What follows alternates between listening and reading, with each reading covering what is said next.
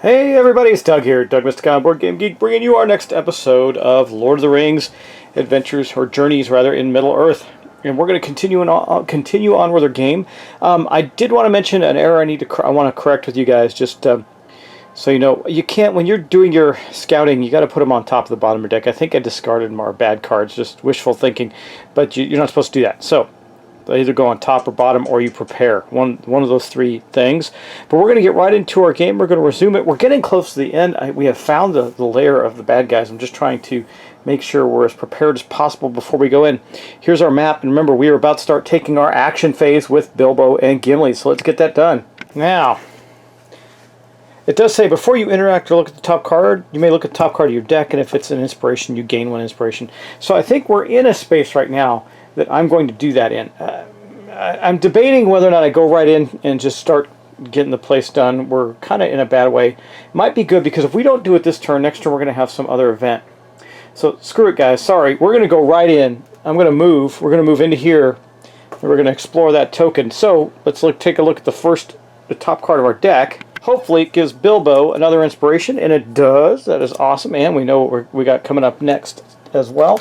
So we're going to give him 2 inspiration, and then we're going to explore the token he's on, which we know is the bandit's lair, or the hideout, the fortress of the bad guys. At least in this area. I think this is like a budding fortress. The enemy is just starting to invade, and we found their spot. Now I know that means that we're leaving some valuable things on the table, but there are some time constraints here. You see we're 47 to 64, so we got to move on and get this done. Let's pick that up. It says the enemy's lair is hidden within an old ruin. All that remains is to devise a way in without their notice. We're going to search, and this is Bilbo. He should be pretty good at this. Careful to avoid discovery. You scout the area around the old fort. Okay, let's see if we can do that. We're going to need to test our wit, which is perfect for him. There are all his stuff. Let's see. Before you test, you may discard the skill to test wit instead. We're already just doing that. When you test might, no. When you test if there are no nearby heroes, you may. There are not, actually. You may convert 2 into 1 success. Well, we know we're already okay there, I think. And we're going to do wit. So we're going to draw 4 cards here. That's his wit right there. Let's see. Hopefully we get 3 successes. That's what I'm trying to get to. We know that card was there. So we got 2, nothing. Oh, bad news, guys. And 1. So to get 3, I'm going to have to burn both of our... I don't have to burn this card. This one has 2 inspiration on it already.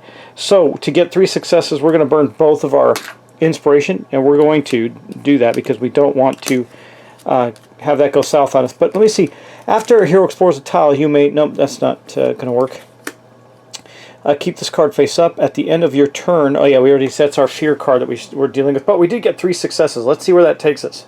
Okay, so we got 1, 2, and 3 successes. What happens now? The patrols, though lacking in vigilance, are surprisingly numerous, and you are not yet able to locate your way in. Really? With 3 successes? That's awful. So, our second action, we're out of inspiration. We got nothing accomplished. That is no bueno. Okay, well, let's go to Gimli. Gimli's just going to have to do some killing, I think. He has an enemy in his space, so we are going to use his Restless Axe. It says at the start of your turn, you may discard the skill card to attack and add 2 hits. We're going to do that, so we're going to discard it and add 2 hits. The enemy in this space happens to be a ruffian, and there he is. So because what we're going to do is we're going to attack, move, and attack, and see if we can just wipe out the enemy since we couldn't get into the fortress. And of course we're going to use his axe, so we're going to be testing might. His might is 4. We don't have anything else that can help right now. The other stuff is guard, so we're just going to draw cards. Let's see what we get. 1 success, that's good. Nothing, that's bad. Oh, our bad card. Oh, and our 4th one. Come on. Okay.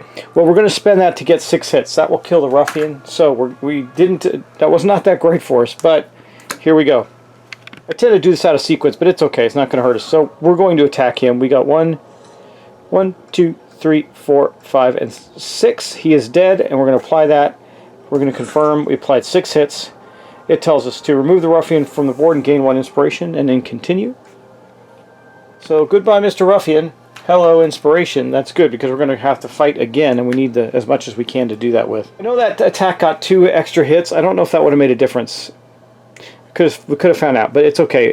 I've once I got to 6, it was like, we're in such an overkill state. I don't think it would have given him anything else. But let's move here. And that's his so his first action is to move. His second action is going to be attack the 2 orcs that are in his space. I don't know, this is going to be really tight for us since we couldn't find a way into the fortress. That was disappointing. But we're going to attack these 2 guys. So what do we got? We got nothing special to do, but just other than do the attack and see if we get lucky. First, we're attacking with his axe again, so we're going to draw 4 cards. There's this first one. It is not a success, but we do get that the benefit up. Come on, come on. There's got to be some more in here, some more successes in here for us. Oh, come on.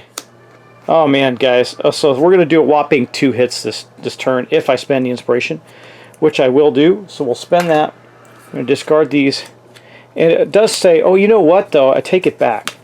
Here, we're going to reset for just a moment. I'm going to put this one back on top, and I'll tell you why. We're going to reset. We're still going to have to spend the inspiration, but it says that his special ability, and I keep forgetting this, after you attack, you may place 1 card from the test. So remember, we had this in our test, right? Yeah, we had this in our test, so we would have put that back on top to give us that. And that would have given us 6 hits against the orcs. It's still not going to kill them all, but that's okay. It's better than nothing. If I had gotten 3 at once, we would have gotten Sundered too, which would have been helpful, but we didn't. That said, maybe we might kill one of them. Let's see, 1, 2, 3, 4, 5, and 6. Yes, we killed one. We're going to apply that. Boosh. But we remove 1 Orc Hunter. That's it. Okay. We remove the 1 Orc Hunter. It goes away, but there's still one there, so we're going to go back to our app. Very likely that Gimli's going to take some damage. Let's see. A hunter knocks an arrow and takes aim at you. His fangs glisten with murderous intent. We can use might to negate 3 total hits, 2 wounds, and 1 fear. Once again, because we made an attack, I'm putting this on top, so we know we're going to get one of those gone, right? Plus, do I have anything? His armor, also, if you would, no. His ring mail does not help him that much in this case, except because we're already going to make a might test to negate. I'm trying to see if we have anything else. We got guard. Guard helps against other people. When you test to negate wounds or... Okay, we can use ready defense on one of these. So we know we're going to have 1 success. That's good. That negates 1 damage. Nope. Yes, so we negated all... If I spend this... Well, we got 1 more card to go. Okay, if I spend this one, we're going to get all 3 damage. So we're going to do that, actually. And remember, this was not an attack. This was him defending, so he doesn't get to put a card back on top. But we did... If I spend ready defense, that will give us 3... defense, which will allow us to negate all of this damage. Not the worst thing that could have happened. Okay, but that is unfortunately the end of their turns, so we are going to end this round. And we're going to have another event come up. So the shadow phase, what will happen? The shadow deepens, increased threat by 4. Now the reason it increases by 4 is it always increases 2 per hero that you have in the game. So we know we're going over 48, which means we have a new event. The last light of day dissipates before the murky darkness of night. The shadows teem with the glint of eyes. The shadows gleam with the teem with glint of eyes. They're one and gone the next. Okay, they're one and gone the next. That's a weird phrasing. Okay, if you delay much longer, the thieves will slip from your grasp entirely. Every space is affected by darkness. Okay, so it's all dark. Place 2 Orc Marauders as indicated on the space. Okay, we'll do that. And they're going to have a banner with them. I got to remember to do those things. Okay, there's 2 Orc Marauders, and they're going to have this banner here. And then what happens next? Rally phase. Okay, good. We're going to go do our scouting. So it says each hero resets their deck and scouts 2. That is good. We need that. Okay, so let's reset Bilbo's deck here. Hopefully we get something good. We got 4 cards readied, so we should try to use some of those, but we haven't. Alright. You know what I could have done is hide after the end of the round. I might do that this round to get rid of a card, but it doesn't matter right now. We're just shuffling up to get our scouting. Okay, let's do that. We're going to go 1, quiet. That is, if you would discard hidden, you may gain 1 inspiration and discard the skill, and then or hide. And the other one is going to be simple desires. At the start of your turn, you may discard the skill to scout. Well, I could prepare that and get rid of something else.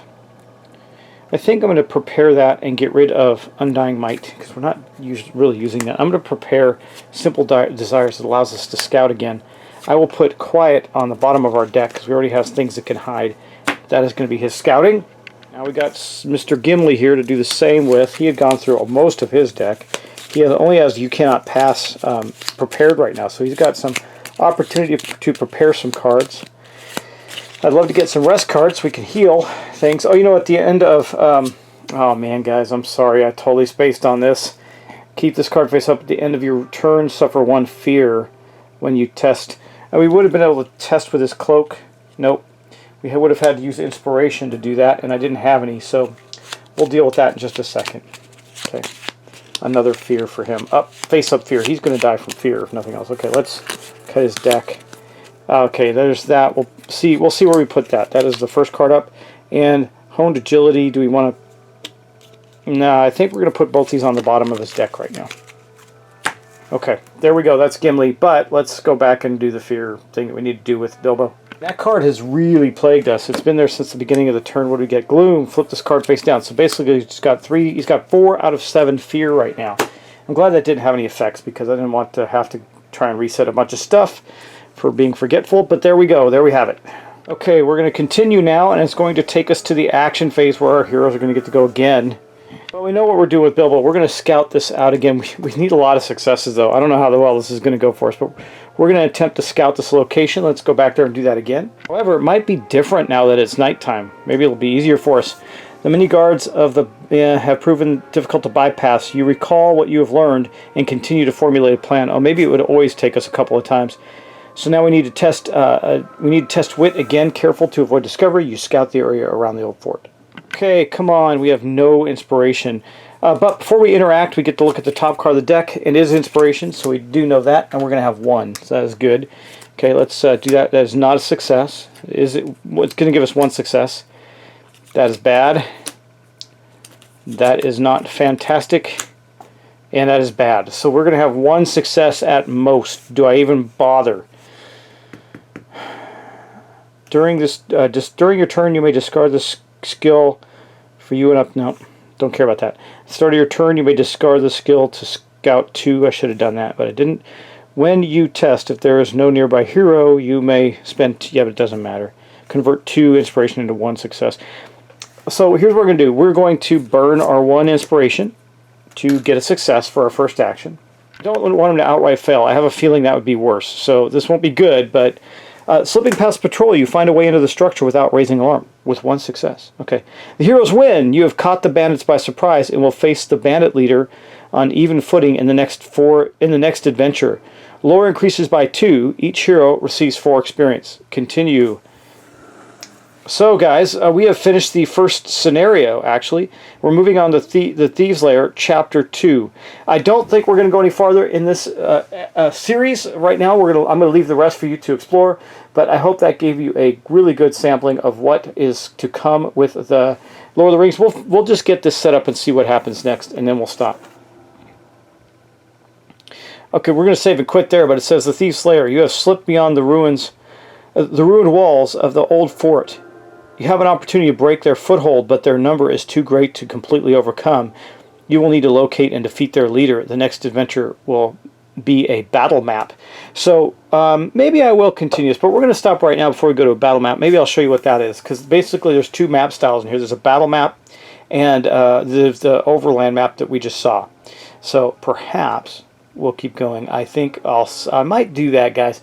So anyway, guys, thanks for watching. Thank you, as always, for subscribing, and I hope you're enjoying Lord of the Rings, Journeys in Middle-earth, and I will talk to you in the next episode. Take care.